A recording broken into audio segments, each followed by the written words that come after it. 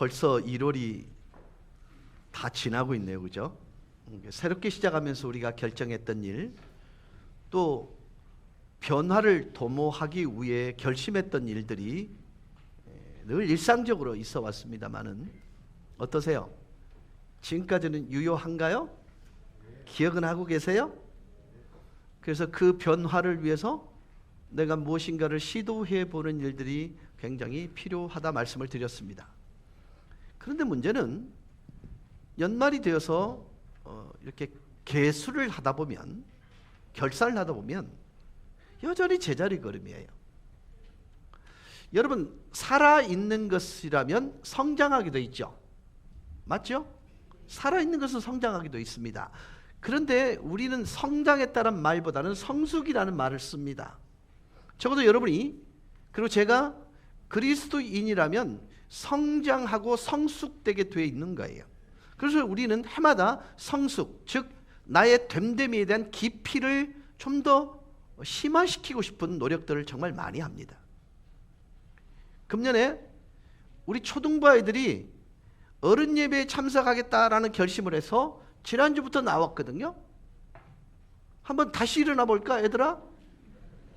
나는 초딩이라고 생각하는 사람 일어나 보세요. 어이구, 오, 지난주보다 더 온 것 같은데? 2명이 더 왔니? 아니요, 제가 볼 때는 지난주보다 더 온 것 같은데요? 앉아요. 여러분, 저런 아이들이 드물어요. 목사님 무슨 설교하는데 쟤들 도무지 못 알아듣거든요. 근데 뻗디는 거예요. 근데 이상하죠? 언어의 동질화라는 게 생깁니다. 어느 시점에 가면 제가 말하는 뉘앙스를 갖고 애들이 말을 알아듣기 시작해요. 그리고 쟤들이 변화됩니다.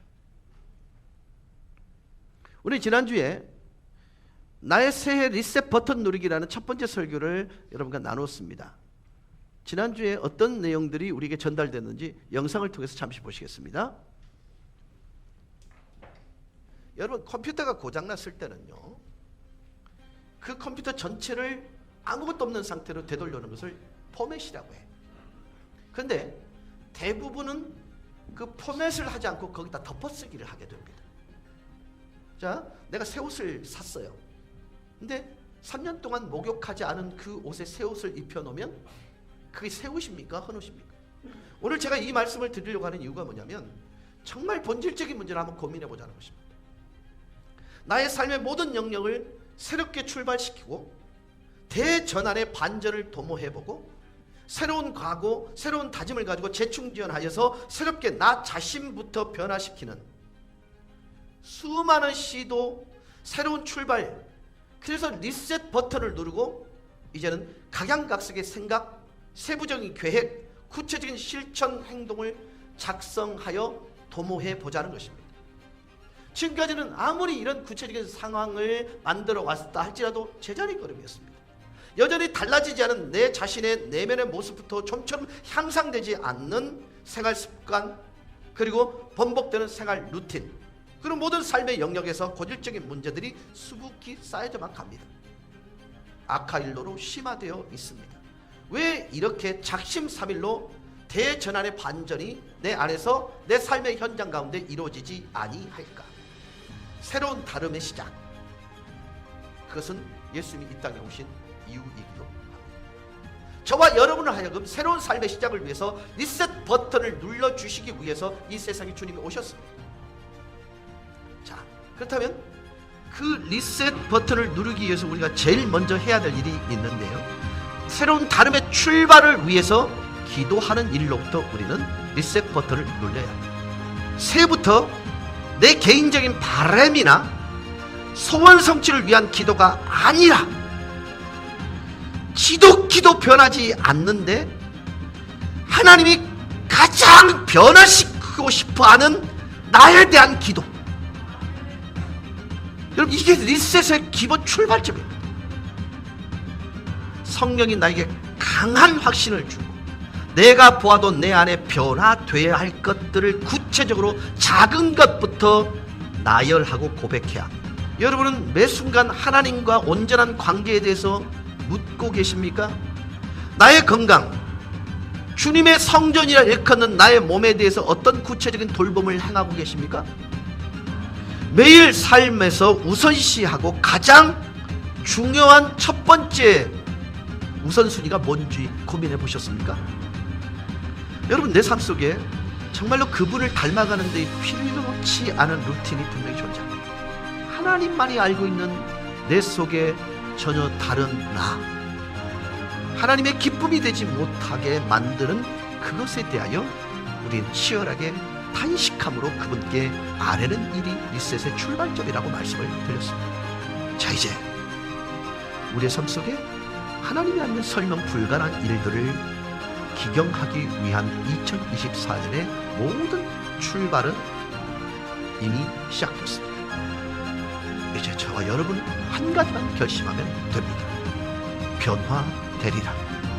변화의 방향은 그리스도 예수의 장성한 분량입니다.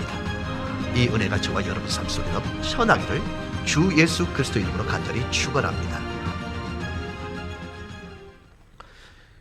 오직 사람만이 끊임없이 흐르는 시간을 새 밑과 새 해로 나누어 새해는 날마다 해마다 새롭게 의미를 부여한다면서 리셋 버튼을 이 새벽부터 누리기 시작합니다. 그런데 천하를 호령하는 만물의 영장이라 자칭하는 인간이랄지라도 인간의 의지력, 즉 인간의 회복력에는 한계가 있다 말씀을 드렸습니다. 저는 이 리셋 버튼을 완벽하게 누르기 위해서는 본질적인 질문이 필요하다고 말씀을 드렸습니다. 예수님이 왜, 무슨 목적으로 이 땅에 오셨는가? 또 이 세상 가운데 인간의 몸을 입고 나를 위해 무엇을 해 주셨는가? 보라, 이전 것은 지나갔으니 새 것이 되었도다.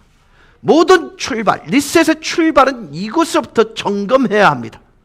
내가 새로운 피조물로서 여전히 존재하는지.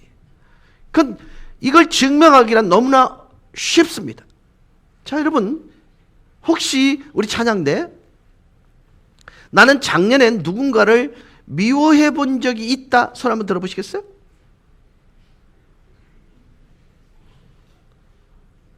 있을 낀데 나는 없다. 그러면 왜 손을 안 든 줄 아세요? 아이, 잘난 척하기는 일한다. 그거 아니에요. 여러분, 그런데 그 미움이 여전히 내 안에 존재한다. 손 한번 들어보세요.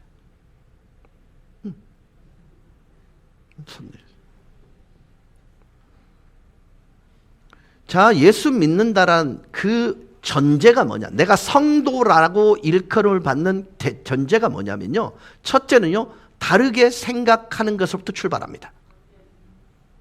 그 다음에 다르게 생각한 만큼 말하는 것들로 증명합니다. 세 번째, 말한 대로 다르게 삶을 통해서 들켜내는 게 그리스도인이에요. 그러니까 다르게 생각하고 다르게 말하고 다르게 사는 것을 통해 내가 예수를 믿는 사람이란 걸 증명하는 게 성도라는 거예요.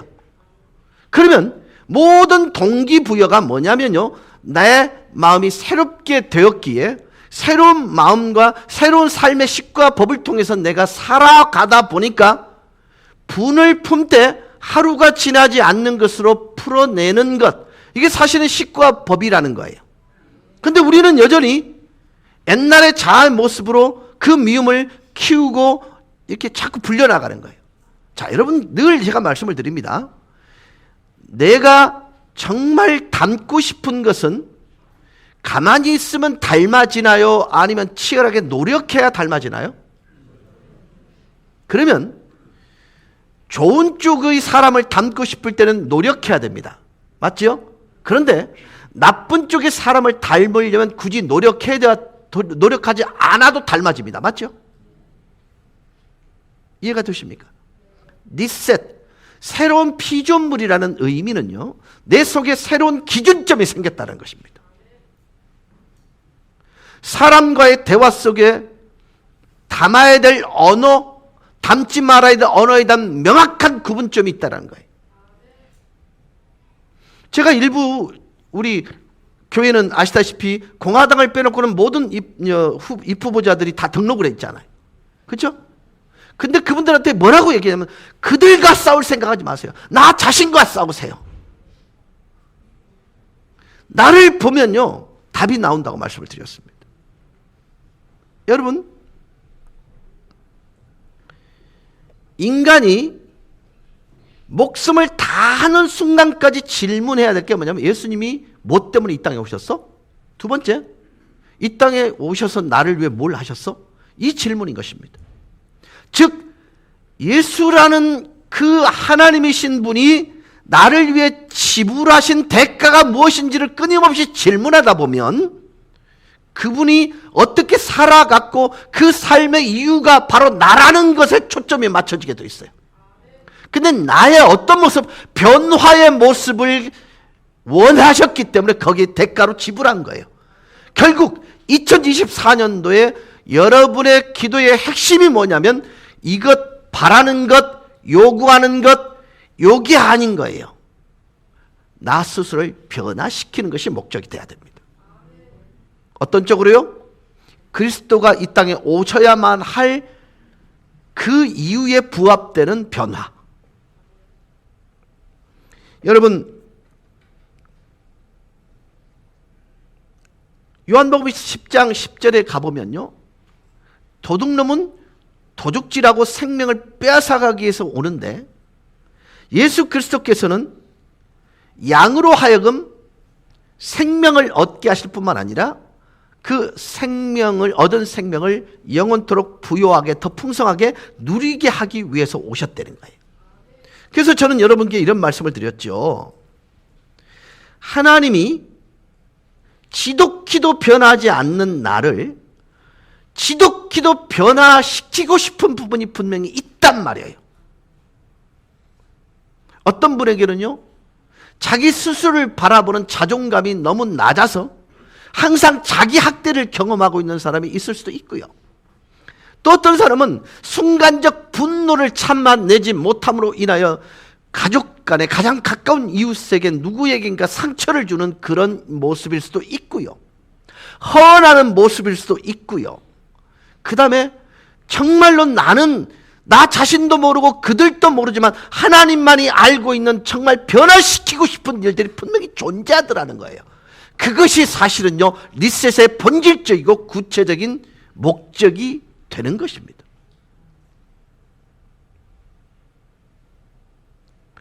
한번 이렇게 할게요. 우리 송 집사님, 정말 내 아내가 행복했으면 좋겠죠. 그리고 우리 아이들이 행복했으면 좋겠죠.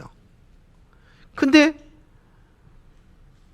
그 행복했으면 좋겠다라는 것은 내 생각인데 그 행복했으면 좋겠다라는 것이 현실로 나타나기 위해서 가장 본질적인 게 뭐냐면 나 자신도 모르는, 누구도 모르는, 그러나 하나님이 변화시키고 싶은 것이 있단 말이에요. 송 집사님은 그걸 위해서 목숨 걸고 기도하게 되게 그때에 비로소 리셋이 된다는 거예요. 그러면 집사님께 묻고 싶어요. 혹시 짐작으로나마 나도 모르지만 남도 모르지만 하나님께서 집사님에게 변화시키고 싶은 게 과연 뭘까요?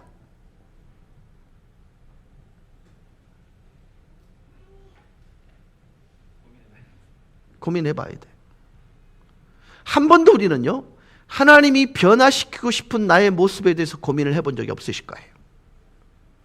되고 싶은 나는 얘기했지만 하나님이 바꾸고 싶은 나의 모습에 대해서는 고민하지 않으셨을 거예요. 자, 예수 닮는다는 말의 의미가 무슨 뜻이냐면요, 하나님은 여러분에게 완벽한 걸 다 주셨어요. 근데 다 줬어요.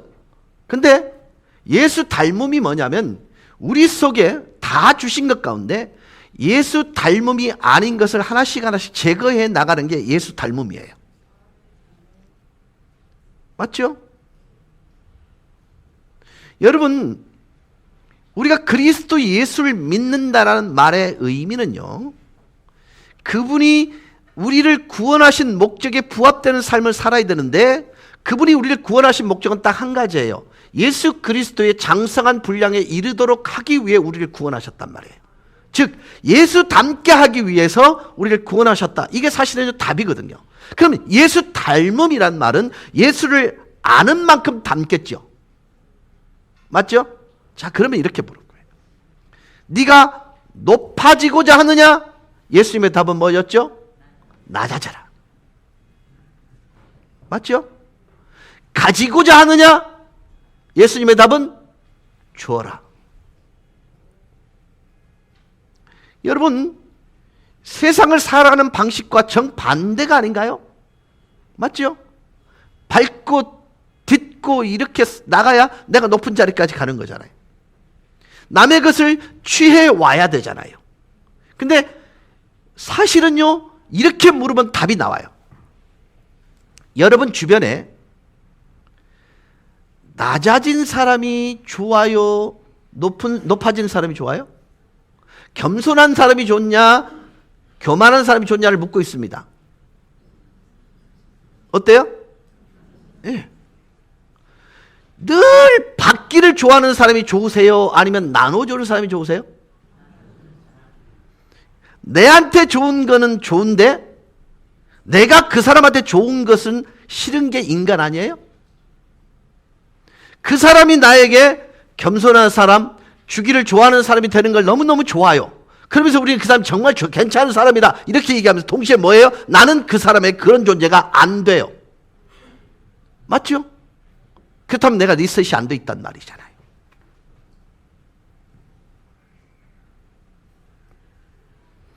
여러분, 정말 하나님이 가장 변화시키고 싶어 하시는 나에 대해서 한번 고민해 보실 때가 됐죠. 그러니까 리셋, 새로운 나의 모습들을 찾는다 할 때 하나님이 정말 변화시키고 싶은 내 모습이 분명히 존재한단 말이에요. 새로운 다름의 존재로 새롭게 설정된 자신의 품격, 품성, 인격, 그것을 위해 기도하는 일부터 시작하시라 이 말이에요. 내 안에 있는 하나님이 가장 변화시키고 싶어 하시는 새 사람의 새로운 다름의 모습, 내 안에 있지만 내 자신도 모르고 그 누구도 모르지만 하나님만이 아시는, 하나님만이 반드시 변화시켜 주셔야 하는 내게 그 모습이 있단 말이에요. 그것에 대해서 도전하시란 말이에요. 그것을 위해서 기도하시란 말이에요. 새해는 이것이 필요해요. 내가 거기까지 가기를 원해요. 하나님을 통해서 내가 이것을 지니기를 원해요가 아니에요. 새로운 다름의 출발을 위해서 준비할 세 번째 단계는요, 함께 해줄, 함께 곁에 있어줄, 새 시작을 세워줄 누군가를 위해 기도하시라는 것입니다. 자, 리셋 버튼으로 새로운 다름의 새 출발은 결코 나 홀로 나만이 할 수 있는 일이 아니에요. 이렇게 새로운 설정으로 내 삶의 새로운 출발을 위해서는 함께 할 다른 사람들, 멘토나 코칭, 동반자, 그리고 내가 신뢰할 만한 소그룹이 반드시 필요한 거예요. 그렇죠? 그래서 여러분, 사람과 사람 사이가 가장 아름다운 관계를 성경은 뭐라고 얘기하냐면 부부관계라고 얘기하는데, 그 부부 중에 가장 아름다운 부부가 누구냐면 아내와 남편이 벌거벗었을 때 부끄럽지 아니한, 즉 어떤 것으로 꾸미지 않아도 있는 그대로가 아름다운 관계, 그게 사실은요 온전한 사람과의 관계거든요. 근데 우리의 관계를 한번 생각해 보자고요. 더해지는 사람을 좋아해요.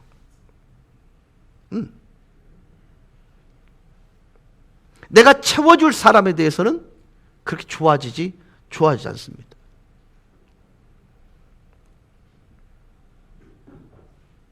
장현자 집사님, 서영식 집사님이 장점만 있습니까? 그러면 장점이 먼저 보입니까? 단점이 먼저 보입니까? 솔직히 단점이 먼저 보이죠? 그거 후빈 적 있으세요? 서 집사님 후빔을 당한 적 있으세요? 그래. 오늘 싸우지는 마세요. 여러분, 단점은 내가 채울 수 있는 4개의 장점이 있어요. 내 남편에게 있는 단점이 내가 가지고 있는 장점 중에 그걸 딱 메꾸면 퍼즐 맞출 수 맞추게 돼 있어요. 무슨 얘기? 단점이 보이거들랑 메꾸라고 돕는 배필이 되라고 그렇게 단점을 보이는 거예요. 여러분, 부부는요, 사각 링에 올라가 권투 경기하는 존재가 아니잖아요. 그렇죠? 같은 자리에서 같은 곳을 바라보는 존재잖아요. 모든 관계에 있어서 하나님을 닮았다, 예수 그리스도를 닮았다는 말의 개념은 바로 이런 것입니다. 누군가에겐 단점이 있어요. 근데 그 단점이 그 사람의 약점으로 발휘가 돼버린 게 아니라 장점으로 발휘가 될 때 힘이 생기는 것입니다. 여러분, 정말 누군가가 오래 기억에 남을 때는요, 내가 정말 힘들고 버거울 때 손 한번 덥석 잡아주는 위로자는 기억에 남습니다.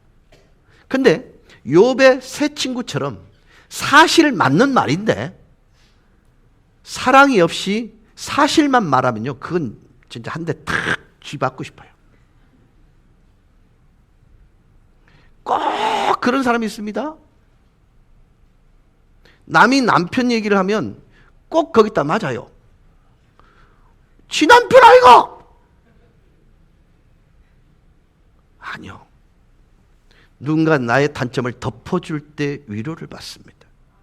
자, 저는 구체적인 식과 법에 관한 얘기를 하는 것입니다. 여러분, 그 사람은 하나님께서 같이 살도록 허락했단 말은 위로자로, 동반자로, 동역자로 주셨다는 말의 의미입니다. 반드시 내 곁에서 나를 신뢰하고 나를 사랑하는 분들과 함께 이 일들이 시도되어져야 합니다. 왜 이것이 소중하냐고 묻는다면 이 관계야말로 닛셋 삶의 증표이기 때문에 그렇습니다. 자, 사회생활뿐만 아니라 신앙생활에 독불장군이 존재합니까? 안 합니까? 합니까? 안 합니까? 여러분, 교회에서 영향력을 가지라는 말씀은 은혜로 받으시면 되는데요. 중요한 존재가 되라고 하는 것은 여러분, 이건 제가 볼 때는 사단의 언어입니다. 네. 여러분, 중요한 사람이 되려고 노력하지 마세요. 영향력 있는 사람이 되도록 노력하세요. 정말 저 사람 닮고 싶은 사람이 되시기를 집중하시길 바랍니다.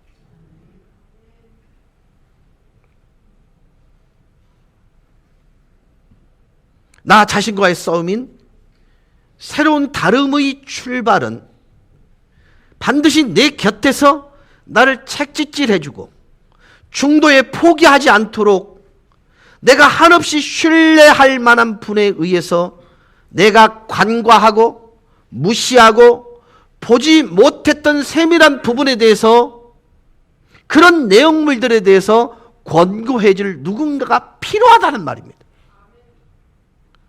제가 지난주에 난 참 나쁜 습관이 있다고 말씀을 드렸죠. 이 턱에 있는 이게 뭐 정말 이게 여러분 이게 보입니까? 자주 보였어 이게? 안 보였죠?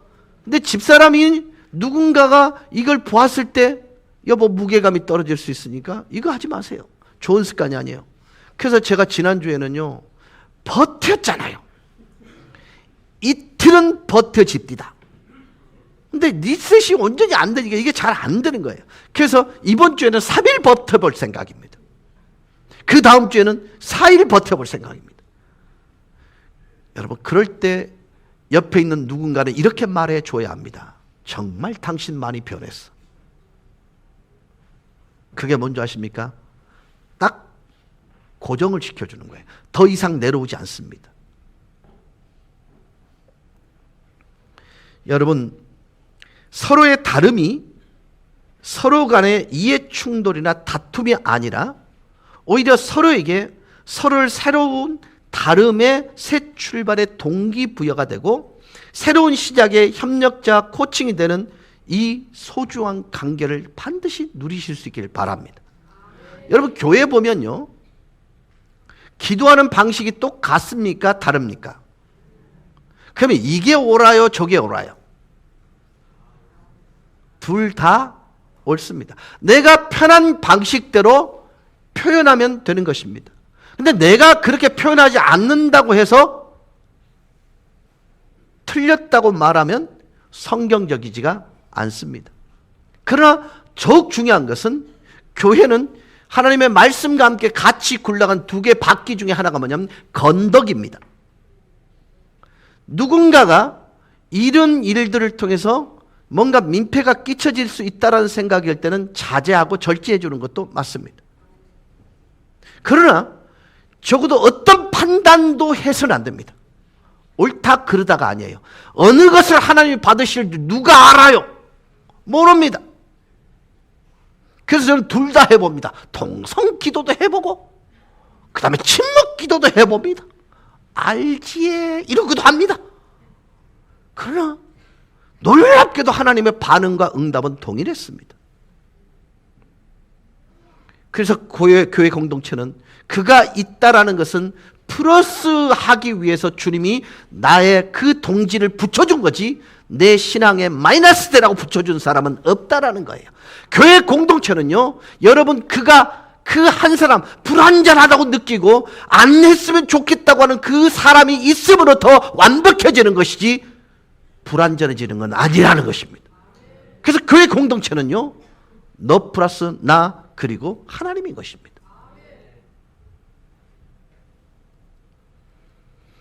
전도서 4장 12절은 합력에 대해서 함께함에 대해서 이렇게 표현하고 있습니다. 한 사람이면 배하겠거니와 두 사람이면 맞설 수 있나니 세 겹줄은 쉽게 끊어지지 아니하느니라. 여러분 교회라는 공동체는요, 그가 있음 때문에 열등감이 심화돼서는 그 공동체가 아닙니다. 그가 함께 있음으로 내 열등감, 내 패배감, 그리고 낙심, 우울한 불안감 등이 치유되어지고 면역하게 해주는 해독제와 같은 치료 공동체가 교회라는 공동체가 되어야 합니다. 그래서 여러분 내년에 너희는 세상의 빛이라 그랬어요. 그 첫 번째가 뭐라고요? 사랑하기입니다. 자, 그러면 가장 우선할 사랑이 누구 사랑이죠? 나 자신에 대한 사랑입니다. 여러분은 사랑받을 만한 충분한 넉넉한 절대로 부족함이 없는 완벽한 존재라는 걸 먼저 인정하십시오. 나는 사랑받기 위해 태어난 자라는 걸 인정하십시오. 두 번째 사랑은요, 하나님 사랑입니다. 그 하나님 사랑을 확정하는 방법이 뭐냐면 이웃을 내 몸처럼 사랑하는 거예요. 그러니까 하나님 사랑의 가장 적극적 적용점이 누구냐? 이웃입니다. 그런데 부부가 함께 살면서 왼수처럼 산다? 리셋이 필요합니다. 아무도 아멘을 안 해요? 심지어요, 같이 살면서 원수처럼 사는 사람이 있습니다. 심지어 그가 교회 직분자예요. 우리 교회 말고. 성경이 왜 그를 주셨다고요? 세 겹줄은 끊어지지 않는 거예요. 여러분, 우리가 함께하는 공동체, 하나님이 주신, 우리에게 주신 그 공동체는요, 회복의 동력체입니다. 오죽했으면 자기 개성이 강하고 동역과 함께함에 가장 취약했던 사도 바울이요, 로마서 12장 5절에서 이렇게까지 얘기합니다. 같이 보시죠. 이와 같이 우리 많은 사람이 그리스도 안에서 한 몸이 되어 서로 지체가 되었느니라. 여러분, 사도 바울은요, 하나됨에 대해서 익숙하지 않은 사람이에요. 그래서 본인은요, 결혼까지 안 했잖아요. 그죠? 지는 안 거예요. 지가 결혼하면 지 와이프는 진짜 고생할 걸 안 것 같아. 사도 바울이. 그런 눈으로 보지 마세요. 내 착각이라 하더라도. 근데 제가 볼 때는요, 성경을 읽으면 읽을수록 사도 바울은 대단히 뾰족한 사람입니다. 연합에 대해서요, 절대 달란트가 있는 사람이 아닙니다. 근데 그가 말합니다. 그리스도 예수 안에서 우리는 한 몸이 되었다. 자, 이유가 뭘까요? 이제 대웅 장로님, 경남군사님과 이제 이 땅에서는 시간 차이를 두고 이별을 잠시 하시겠잖아요. 그죠? 근데 왜 두 부부가 가치가 있냐면 영원히 함께할 사람이기 때문에. 그렇죠? 근데 가족 중에 영원히 함께하지 못할 사람이 있단 말이에요. 맞죠? 사도 바울이 왜 우리 공동체, 교회 공동체를 강조하고 강조했냐면요, 그리스도 안에서 우리가 영원한 삶을 살 사람이기 때문에 그런 거예요. 근데 한번 생각해 보세요. 이 땅에서 왼수처럼 지나간 그 인간이 천국에 떡하니 올라와 있다? 그러면 주님 앞에서 왼수 이러고 지나갈 거예요? 성경은요, 단호합니다. 이 문제가 해결되지 않으면 안 된다고요.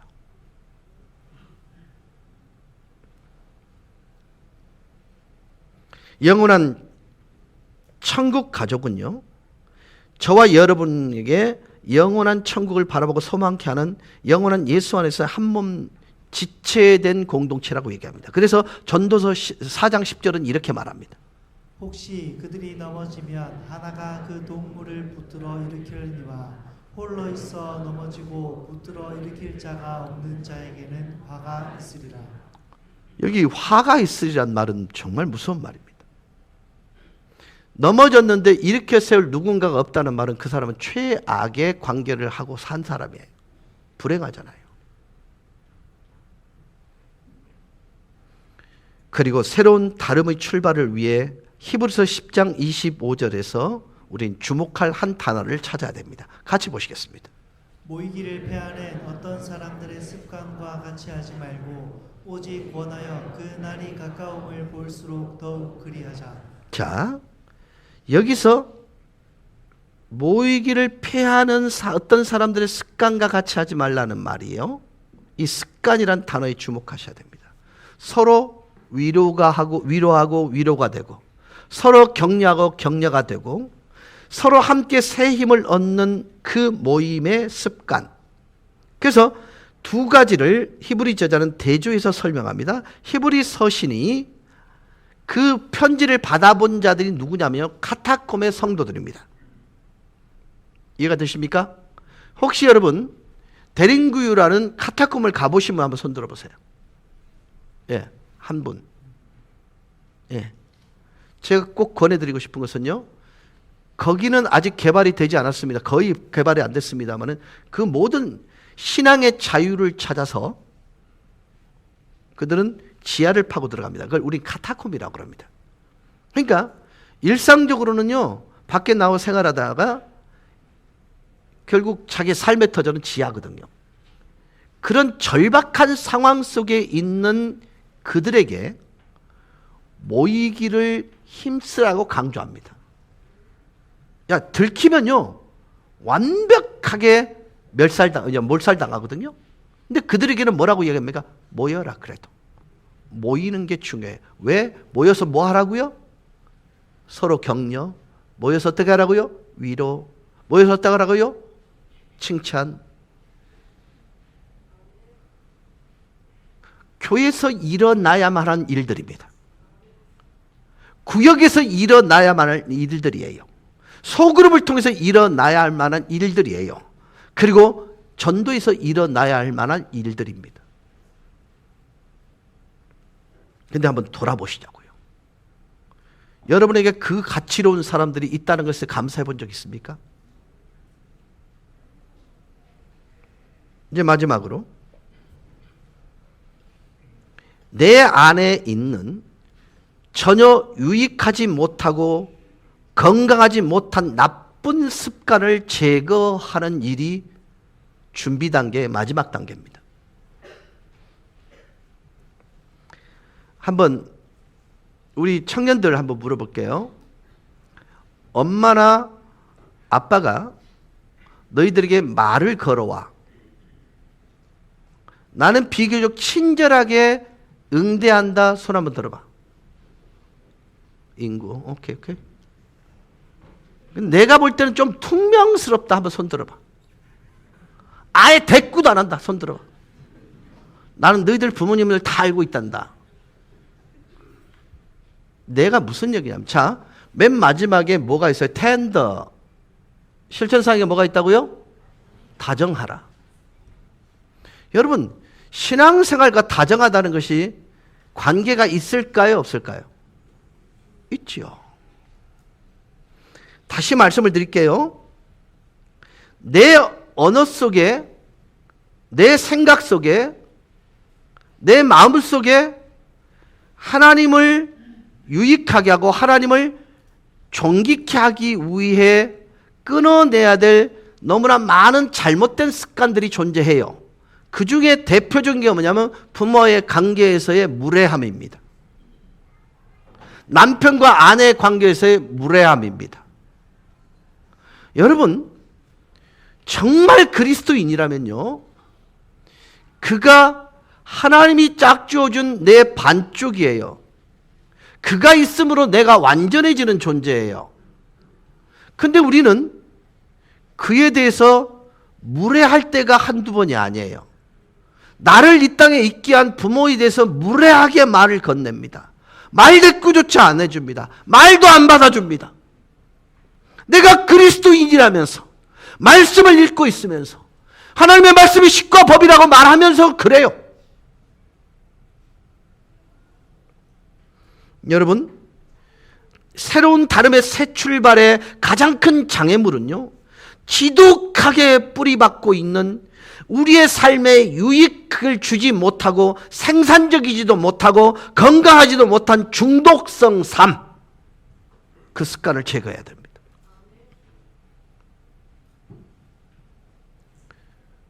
제가 일부 때요, 저도 이건 자유로울 수 없으니까 화장실, 그러니까 근심 풀러 가실 때 나는 휴대폰을 가지고 간다 손 한번 들어보세요. 손 높이 대. 괜찮아요. 아, 나는 우리 교회는 정직한 교회인 줄 알 때만 전혀 아니네.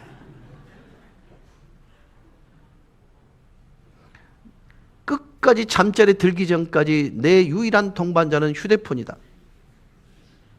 있죠? 있죠? 있죠. 손 내리세요. 종말이 오긴 온 모양이에요. 정직하지 못하고요. 가증한 짓을 하고요. 히브리서 12장 1절은 우리에게 엄중하게 이렇게 말씀합니다. 같이 보시겠습니다. 이러므로 우리에게 구름같이 둘러싼 허다한 증인들이 있으니 모든 무거운 것과 얽매이기 쉬운 죄를 벗어버리고. 자, 뭐 하라고요? 벗어버리라고요. 끊어버리라고요. 단절시키라고요.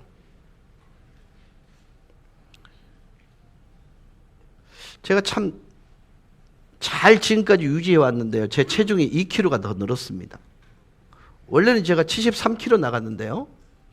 어느 날 갑자기 보니까 75kg예요. 근데 절제를 해야지 하고 마음 먹고 있다가 어젯밤에 이렇게 목이 타서 그냥 시원한 물을 마시세요. 이렇게 늘 아내는 얘기하는데 탄산음료가 먹고 싶은 거예요. 찾아보니까 없는 거예요. 그래서 큐티 모임을 간 주원이한테 문자를 넣었습니다. 아들, 콜라 한 캔 사온나? 답은 아르, 이렇게 왔습니다. 그걸 마셨습니다. 근데 마시면서 오늘 설교 내용을 내가 기억하고 있었기 때문에 정말 갈등 많이 했습니다. 이 사소한 것조차도 이기지 못하는데 내가 설교할 자격이 있나? 근데 끝까지 마셨습니다. 자, 여러분, 다이어트를 시작하려고 한다면 제일 먼저 뭐부터 손을 대죠? 냉장고 문을 엽니다. 그리고 인스턴트 식품 또는 살찌게 하는 음식으로부터 깔끔히 제거합니다. 맞죠? 맞죠? 그리고 밖에서는 다 먹지요? 자, 영적인 다이어트를 하기 위해서 우리의 정신 건강, 즉 문화 정서를 해치는 숱한 쓰레기 같은 영적인 건강에 전혀 유익을 주지 않는 미디어 내용물이나 문화의 자극체, 그것에 현혹되고 나도 모르게 너무나 많은 시간을 허비한다는 것입니다. 자, 여러분 물을게요. 나는 내 사고방식이 가치 중립적이다. 그러니까 중립적인 사고방식을 가지고 있다. 손 한번 들어보세요. 손 이렇게 그렇죠? 네, 손 내리세요. 그럼 집사님 혹시 내가 물을게요. 유튜브를 보십니까? 안 봅니까? 안 보세요? 그러면 인정. 제가 유튜브를 보는 분 중에 나는 내 생각이 중립적이라고 하는 사람을 100% 안 믿습니다. 왜냐하면 유튜브의 가장 깊은 함정은 알고리즘입니다. 내가 한번 보기 시작하면 그 자료만 떠요. 거기에 관련된 자료만 떠요. 내가 만약에 좌파의 내용을 본다고 하면 그것만 보게 되어 있습니다. 우파를 본다 그러면 우파만 봅니다. 그렇게 되어 있습니다. 그게 알고리즘입니다. 여러분 이게요. 내 정서를 어떻게 해치는지 여러분은 모르세요. 하나님의 말씀이 우리를 자라가게 하는 자양분입니다. 그러나 세상으로부터 들어오는 모든 정보들은 사실은요, 하나님께 나가게 하는데 장애물이 되고 나를 결박하는 올무와 같은 존재가 되어버립니다.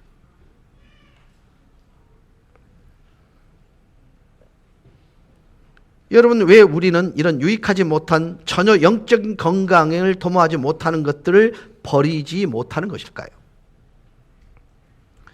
그렇다면 왜 버려야만 할까요? 한 가지 이유 때문입니다. 우리에게는 선한 싸움과 우리가 달려갈 길, 즉 우리 앞에 놓인 하나님의 목적이 이끄는 삶의 경주가 있기 때문에 이것들, 나를 결박하고 앞으로 나가지 못하게 하는 것들을 끊어버려야 됩니다. 그래야 내 나갈 수가 있는 것입니다. 자, 우리 리셋을 위해서 4가지 관점에서의 말씀을 나누었습니다. 이제 말씀을 정리하겠습니다.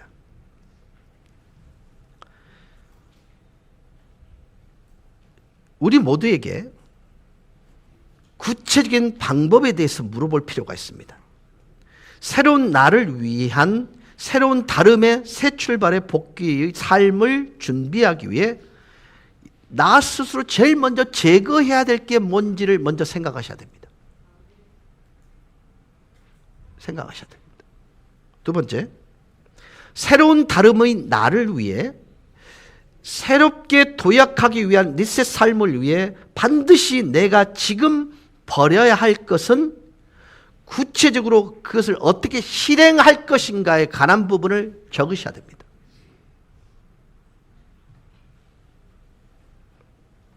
왜 이 부분들을 심각하게 물어야 하고 답을 해야 되느냐? 골로새서 3장 7절 9절입니다. 너희도 전에 그 가운데 살 때에는 그 가운데서 행하였으나 이제는 너희가 이 모든 것을 벗어버리라. 곧 분함과 노여움과 악의와 비방과 너희 입에 부끄러운 말이라. 너희가 서로 거짓말을 하지 말라. 옛사람과 그 행위를 벗어버리고. 여러분, 여기 버려야 될 내용들을 조금 구체적으로 말하고 있습니다. 분함, 노여움, 악의, 비방, 그리고 넓게 하나로 퉁칩니다. 너의 입에 부끄러운 언어. 이걸 어떻게 한다고요? 벗어버리라는 것입니다. 자, 여러분 물을게요. 사실을 말하는 것이 우리는 거짓이 아니고, 거짓은 사실이 아닌 걸 말하는 거짓이라 그러죠. 그렇죠? 근데 사실을 말하면 사랑이 없는 것을 여러분 뭐라고 얘기하세요? 성경은요, 사실을 말하되 그 속에 사랑이란 보자기 속에 담겨져 있지 않은 언어를 살인이라고 얘기합니다.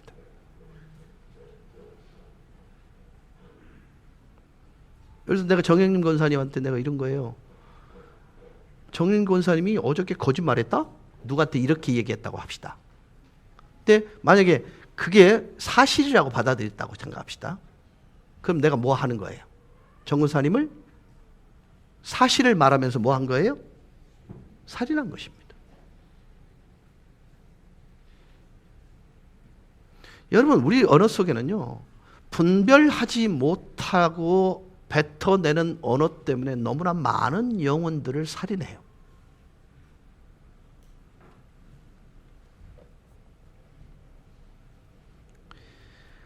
이스라엘 백성들은요 70년 동안 포로 생활을 했습니다. 그러다 보니까 완전히 몸에 배어 있었어요. 이교 문화에 젖어 있었습니다. 그런데 하나님께서는 이렇게 말씀하셨습니다. 내가 새롭게 시작할 거야.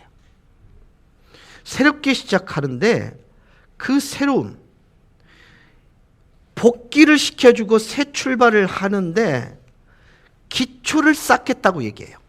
그러니까 새 출발을 위한 기초를 쌓는데 이스라엘 백성들이 지금 상황이 뭐냐면 그들이 바벨론에 가서 70년 동안 생활하다 보니까 완전히 바벨론화 된 거예요.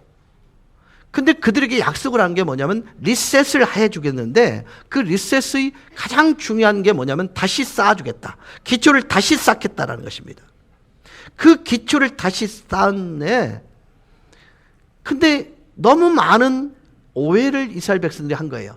내가 하나님으로부터 이스라엘 백성들 모두가 버림을 받았다고 생각한 거예요. 근데 놀랍게도 하나님은 그들을 향해서 이 전제를 먼저 깝니다. 그게 뭐냐면 이사야 54장 10절 11절입니다. 같이 보실까요? 산들이 떠나며 언덕들은 옮겨질지라도 나의 자비는 내게서 떠나지 아니하며 나의 화평의 언약은 흔들리지 아니하리라. 너를 긍휼히 여기시는 여호와께서 말씀하셨느니라. 이 말씀을 직역을 하면 이런 말이 됩니다. 나는 너희 이스라엘 백성을 내 자녀된 너희를 한 번도 잊은 적이 없어. 나는 너희를 향한 나의 헤세드, 언약, 은혜의 사랑을 멈춘 적이 없어. 이게 직역하면 그렇게 나와요. 그러니까 너에게 새로운 출발을 하게 해줄게. 이미 내 몸속엔 바벨론의 노예 근성이 덕지덕지 붙어 있는데 내가 리셋을 해줄게. 근데 기초가 뭐냐면 너를 향한 나의 사랑이야. 그거라는 거예요. 근데 그 기초를 세면이나 콘크리트 위에 하겠다는 게 아닌 거예요. 변하지 않는 것, 무너지지 않는 것, 부패하지 않는 것, 영원히 지속될 것, 너무너무 비싸고 그리고 무엇으로도 흔들 수 없는 그 기초 위에 내가 그 리셋의 출발점을 삼을게. 그 기초가 뭘까요? 예수 그리스도입니다. 그래서 요 말씀을 이 말씀을 신약 시대의 사도 바울이 고린도 후서 5장 17절에서 이렇게 요약하면서 말씀을 풉니다. 같이 보시겠습니다. 그런즉 누구든지 그리스도 안에 있으면 새로운 피조물이라. 이전 것은 지나갔으니 보라 새 것이 되었도다. 여러분 초대교회에서 가장 심각한 문제를 앓고 있었던 게 고린도 교회입니다. 근데 그 고린도 교회를 향해 보라라고 얘기합니다. 이 보라는 두 번째 감탄사입니다. 두 번째로는요 명령입니다. 새로운 세계가 열렸음을 알리는 선포입니다. 자, 결론이 뭐냐? 너는 새 것이 되었다. 이게 결론입니다. 사랑하는 여러분,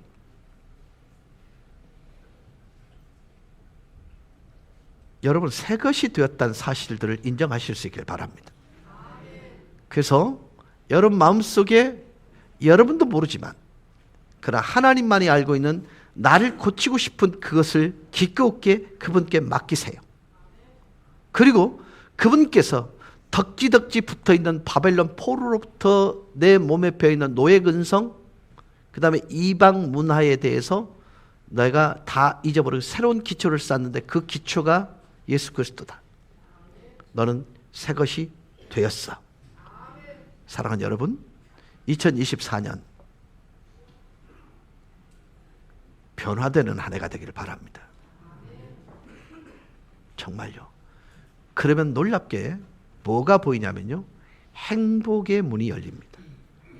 뭐가 보이냐면요, 사랑스러움의 눈이 열립니다. 뭐가 보이냐면요, 여유와 한적함이 보이기 시작합니다. 살다 보니까요, 인생 돌아간다고 늦는 것 아닙니다.